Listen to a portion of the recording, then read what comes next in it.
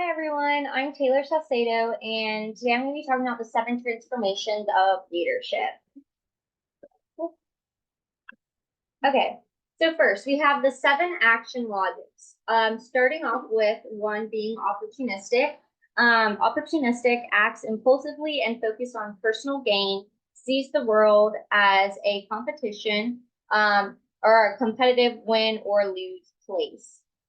Two, the diplomat seeks to conform and belong, avoids conflict, and aims to please higher ups.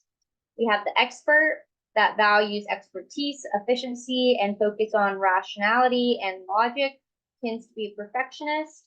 Then we have the achiever, which sets and accomplishes goals, focuses on effectiveness and succeeds, is open to feedback. And then we have the individualist, which understands the complexity of people and situations, values personal expressions and individual differences. The strategist, number 6, focuses on organizational and societal changes, recognizes an interdependence of systems, work towards long-term goals. And then we have the alchemist, which sees the world as interconnected and constantly evolving, is capable of transforming themselves and others. So here on the right, we have a little bit of a chart, an infographic, if you will, and it kind of shows the percentages of which type, how, like the percent of leadership, I guess, that these people use. So yeah, so these are the different percentages here. Moving on, we have the comparison of all the logics. So we have low performers, mid-level performers, and high performers. So the ones that are in the low performers section would be opportunists and diplomats. So the opportunist tends to be unreliable and self-serving, which can undermine teamwork and long-term success. The diplomat avoids conflict and tends to conform, which can hinder decision-making and innovation. So as you can see, those would be low performers. You wouldn't want those type of people. You have all these different types of people that could be on a team, but low performers are the ones that would be put in this category. Then we have mid-level performers, which are expert and achievers. Experts are highly skilled and detail-oriented, but can be inflexible and focus on perfection over collaboration.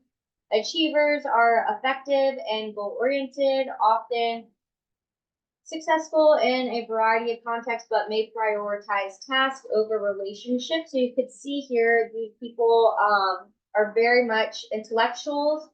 However, they may lack a little bit of people skills.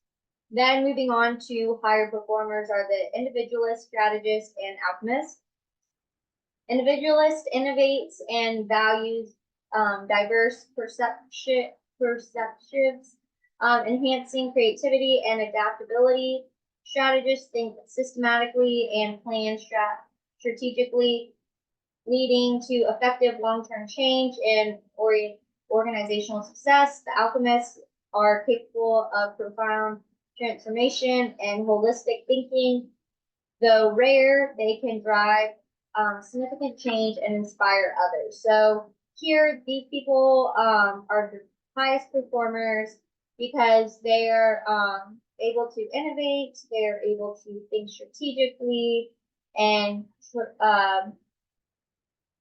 transform profoundly. All these people are able to not only help themselves, but help the team. So they kind of have both. Like they kind of, all these high performers basically have mid and lower level performance skills, but they also bring in other skills that make them high performance. So here is a little bit of details on all the different 7 logics. So first being opportunist, they have the characteristics of impulsive, self-protective, manipulative, strengths, quick to act, weaknesses, lacks reliability. An example of this would be, for instance, a salesperson who cuts corners to close deals, a leader who prioritizes personal gain over the team welfare. So this person is not a team player. They just are in it for themselves. So this is kind of a hard person to be on a team with because they're not interested in being part of the team.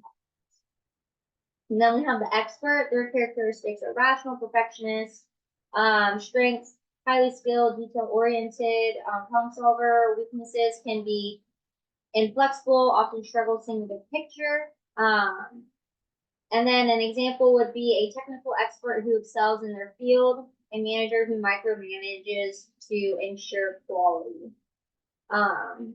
So this could be like a software developer who knows so much about coding, can like outcode everybody on the team. However, the manager will have to micromanage to ensure the quality because they might struggle to see, like, they know what's going on now, but they don't ask questions or think about the future because they just know what they're being told, and they can do that to perfection, but they don't always look further to see what the big picture is. The diplomat, characteristics: conformist, seeks approval; strengths, good at building relationships; weaknesses, avoids making independent decisions. Examples: a team member who always agrees with the boss; a mediator who avoids tough decisions to keep the peace. So this is the person on the team that just goes with the flow, basically. They're not trying to make any decisions. They're not trying to have a opinion that's not what everybody else has. They are very much conform to what everybody's saying. They don't want to stick out, which can lead to problems in the future because if they do know something different, they should speak up and not just sweep it under the rug because they don't want to be the one who is having a conflict or all eyes on them. Individualist is character, self-aware, sees complexity, strengths, innovative, and empathic, unique. Weaknesses can be perceived as nonconformist and unpredictable. An example of this would be an artist who pushes creativity boundaries and an entrepreneur who values personal vision over conventional business practices. So with this being said, it's someone who beats to their own drum. They know exactly who they are, what they want, will come up with it, create things, and they will push the boundaries in order to see their vision come true, whether that's conventional or not. They kind of just beat to their own drum. The strategist, those characteristics are systems thinkers, visionaries. Strengths are strong in strategic planning. Weaknesses may struggle with day-to-day operations. Examples: a corporation leader who transforms an organization; a policymaker who creates long-term societal impacts. So with that being said, corporate leaders want to transform organizations all the time. That's what they strive to do. So they have a vision. They know what they need to do. They have a vision for the long term, the short term. They are strong in planning. However, it could be hard for these people because they see so long-term big pictures of the plans for an organization. It's hard for them to do day-to-day tasks. Like, for example, say the CEO of the company is such a strategic planner and has so much on its plate, and they are seeing all long-term stuff. Their day-to-day things that they should be doing, like maybe sending emails, contacting managers of higher ups, managing their team, blah, blah, blah. Basically, all those things they can't do. So, for instance, like the CEO, strategist, they would hire an assistant to take care of those things because they can't do those day-to-day tasks because they have so much other things going on. And then moving on, we have the alchemist. The characteristics are transformative, sees interconnectedness connectedness, strengths capable of profound change. Weaknesses can be difficult to understand or relate to, and then examples are visionaries like Nelson Mandela or Gandhi who drive deep societal change, leaders who inspire through profound transformation. Yeah, so with this being said, this is like whenever you think of someone who leads or someone who is inspiring, they would be an alchemist because they transform people, they transform thoughts, beliefs, all of these things. And it's not just small changes that you will see from these people, it's massive changes that affect a lot of different moving parts. But on another level, it could be hard to understand these people like poets or like from history, like back in the day, their ideas. It could be hard to understand or relate to those things, but these people at the time were so revolutionary. So they're one of the most important, in my opinion. Then we have the achiever, who is goal-oriented, highly productive. Their strengths, weaknesses can become overly focused on goals. An example of this would be a project manager who constantly meets deadlines and the CEO who drives the company to meet ambitious targets. So this is the person who gets to work on time. Is like when they turn it in, it's great, but it's always done on time, never misses a deadline. It's the achiever. So how to change your action logic. So with that being said, we have all these different things. So if you want to go from opportunistic to diplomat, you'll focus on building trust and relationships. Diplomat to expert, develop specialized skills and knowledge. From expert to achiever, you would do set and pursue clear goals. From achiever to ideal individualist, explore personal values and authenticity. From individualist to strategist, develop strategic thinking and focus on long-term goals and planning.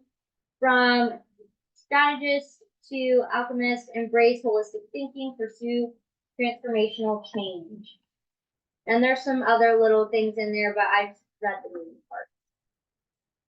And then lastly, you need to learn all these to make teams work. Whether when you go throughout life and you're say a manager or have coworkers, you're gonna see these people and have to work with these people. So it's very important that you know, like for me, I work with like 6 other people. I could point out probably what each person is based on the qualities that they have. What they're like, I could pick out their logic based on the qualities they have, and how they go about their work. So you can always change your logic. You can always change it. But being on a team, especially managers, need to know what all these logics mean, how to operate best with these people who have all these different logics combined together to make teams work. Because there are people have so many different personalities and or do things a certain way. You can change that, but you always need to be able to kind of mold your team into being all these moving parts into one system. So that's it for my presentation. Thank you so much.